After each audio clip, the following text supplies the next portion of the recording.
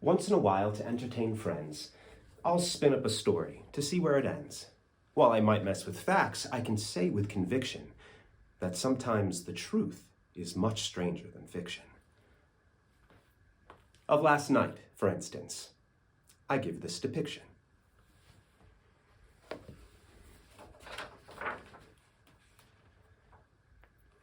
It's 3 nights before Christmas, and out at Four Oaks, the wind is a-howling, the fire pit smokes.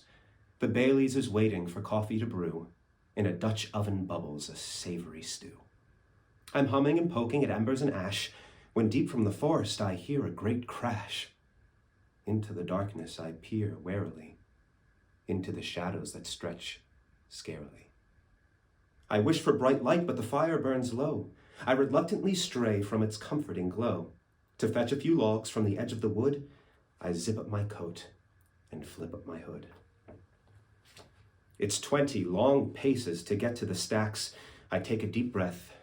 I take up the axe. If something is out there to give me a fright, it will see what I'm made of. I'll put up a fight. Into the shadows I step quietly, with my axe at my side, and what do I see? But a monstrous thing half obscured by a tree with an eye that glows red and looks right at me. What should I do? Should I strike? Should I run? Should I offer it stew? Would it eat a bun? As I ponder these questions, imagine my shock when the thing heaves a sigh and commences to talk. In a whisper it says, "You're too tall for an elf." It takes me a bit to recover myself, for it's plain to see as the strange thing draws near, it's no monster at all, it's Rudolph, the reindeer. I notice he's staring rather intently at the axe in my hand, so I set it down, gently. A smile spreads over his sweet furry face. I ask, how in the world did you come to this place? I was practicing flying and following my nose. When I began to feel sleepy and started to doze, I awoke to discover I'd lost altitude. I'm sorry to startle, didn't mean to intrude. If you'll just point me north, I'll be on my way, and the children will have presents come Christmas Day. I know where to direct you, I say. See that star? It will guide you north.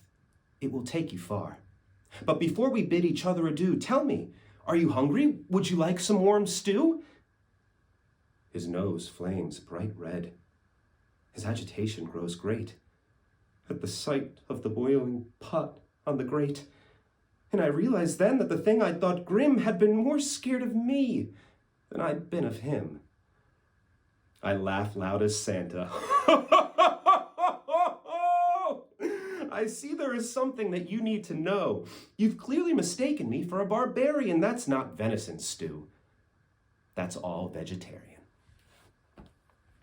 Now, maybe you don't think my story is true, that we shared a fine feast, and then off he flew. But last night I learned something that I never knew. And Rudolph said I could share it with you. While he's grateful that children want him to be fed and leave cookies and carrots before they go to bed. As together we sat, the reindeer and I, he told me he much prefers blueberry pie. Merry Christmas.